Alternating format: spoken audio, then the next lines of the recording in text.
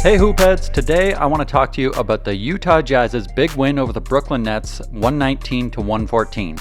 The Utah Jazz are the owners of the best defense in the league with a defensive rating of 99.7. Everything they do on defense revolves around Rudy Gobert, his great length, and his great rim protection. There's a reason he's the reigning two-time Defensive Player of the Year. Let's get into it. Right off the bat, we see one of the great defensive weapons that Utah has at their disposal, Royce O'Neal. He's a great on-ball defender. He moves his feet, he gets low, he has great strength, and he can guard just about any perimeter player in the league. But the real thing that makes the Jazz's defense unique is the presence of Rudy Gobert. Something that the Jazz do differently than a lot of other teams is they have Rudy Gobert hang back whenever his man goes to set a screen. A lot of teams will have the defender of the screener get up and pressure the ball a little bit so that the on-ball defender has time to recover and get back into position, or they'll do an outright switch. But Rudy Gobert's rim protection is so valuable that they let him hang back in the paint and trust their perimeter defender to fight through the screen and get back into position on their own. As a result, the opposing team can often get a lot of mid-range shots that are more open than they would be against other teams, but that's a shot that the Jazz have decided that they can live with. One of the nice things about hanging back the way Gobert does is that he has an opportunity to break up a lot of lob plays that he otherwise wouldn't. Here, watch how he plays the middle between Kyrie and Jarrett Allen, forces Kyrie to throw a pretty high pass over the top because of his length, and Allen can't get to it. On this one, we get the same thing as Gobert stays back from Kyrie a little bit, but ready to spring into action if he puts up a shot, and then once the pass is thrown, he gets back to DeAndre, makes the catch difficult, and forces the turnover. Great D by Gobert. But it's not just going over the top that's a problem. If people try to throw a little pocket pass on the screen and roll, Rudy Gobert will get his hands in there, break up the play, and force the turnover. He's got great hands, whether you're going over the top or trying to throw a bounce pass. But it's not just Gobert who makes the Utah Jazz a great defensive team. Watch on this play as Bojan Bogdanovic stunts towards Joe Harris, then recovers to intercept the pass and take it the other way. Here we have Conley doing a similar sort of thing, playing the passing lane off ball. This time he makes it difficult for Garrett Temple to get open. Kyrie's expecting him to get open, but Conley plays with great anticipation, makes Temple feel like he can't get open and he has to try and cut in a different direction. Little miscommunication between Kyrie and Temple there, but great defense by Conley. Utah's defensive scheme with Rudy hanging back really only works if the perimeter players are willing to sell out and fight hard through screens. Watch on this play as Donovan Mitchell fights through two screens, then fights back through another screen. Here he gets called for a defensive foul, clearly should have been an offensive foul. He takes an elbow to the chops from Spencer Dinwiddie, but that's great movement, great ball pressure, great anticipation by Donovan Mitchell to get in there and get what should have been an offensive foul. Here's another example of fighting through a pick. This time it's Joe Ingles. He gets around, he doesn't block the shot, but he just gets over there enough to bother it a little bit, and that's an illegal screen by DeAndre. Didn't get called, but that's fine. This time it's Conley fighting over the screen against Temple. Temple does a great job, gets him on his hip, gets him on his back, but Conley's able to recover, challenge the shot. It goes in, but that's great work by Conley to fight through it, get back into position. And this kind of effort makes a huge difference for the Jazz. Watch Bojan Bogdanovic here as he gets into position, takes it right in the numbers from Taurean Prince. That's great anticipation and way to put your body on the line for the team. The Jazz went into halftime down by 15 and they erased that deficit in about 3 minutes of play. And during this run, you could see everything I talked about in full action.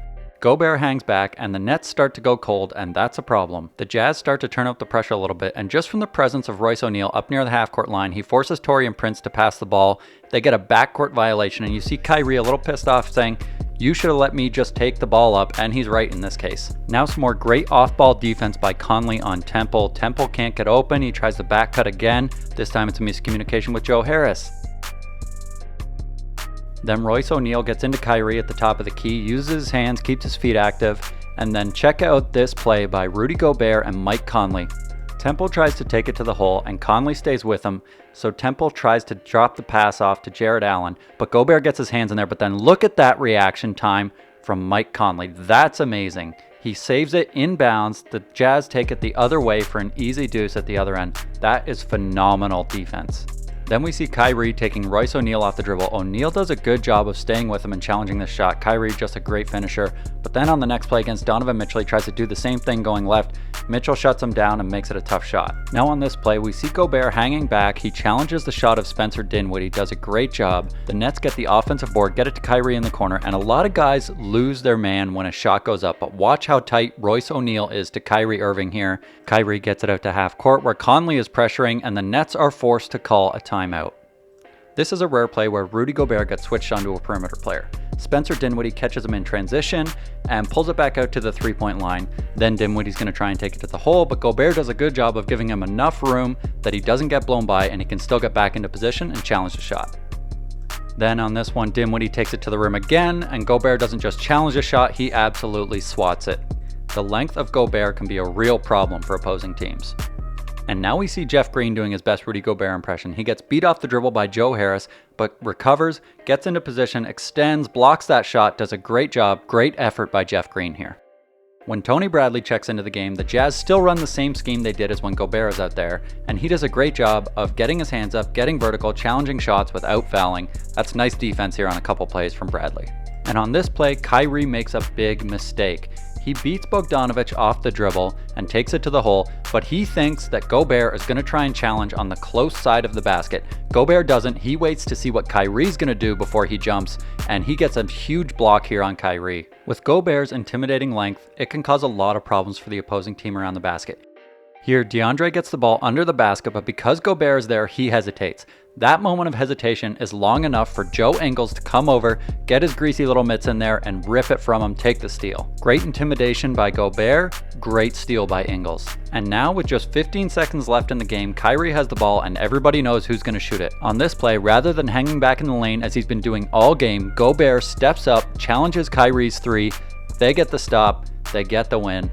Great play by the Jazz. Overall, Quinn Snyder and the Jazz have done a great job of maximizing their team's defensive potential by inserting a scheme that allows Rudy Gobert to hang back, protect the rim, challenge shots, challenge lobs, and by instilling a culture of great defensive effort as players fight through screens, cut off passing angles, and get after it on the defensive end. It's pretty clear to see why the Jazz have been one of the best defensive teams in the league for the last few years. If you want to see more videos like this, hit that subscribe button and let me know what you've thought of the Jazz's defense in the comments.